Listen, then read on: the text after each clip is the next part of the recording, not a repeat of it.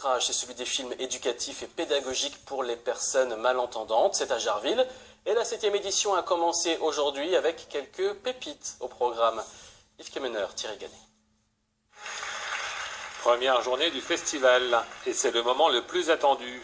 Après une année de préparation, d'écriture, de tournage, de montage, la projection de leurs films, de leur réalisation devant une salle comble, devant les yeux d'un jury toujours aussi admiratif, devant le chemin parcouru.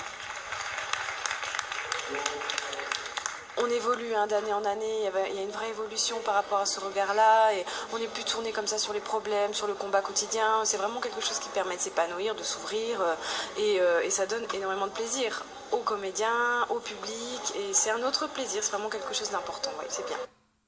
Le thème du festival cette année, Science et Avenir, le seul festival en France qui permet de mettre en lumière le travail de réalisation des sourds et des malentendants.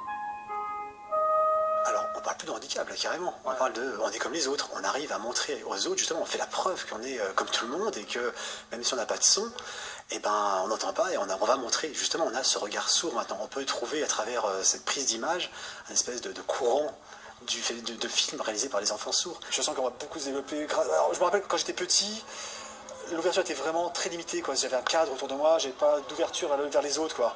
Et ce premier festival sur métrage nous permet de nous ouvrir vers les autres et ça me permet à moi de me construire en tout cas. Ça a super bien se passer. Les élèves s'expriment avant tout à travers leur scénographie et leurs images sont remplies d'émotions.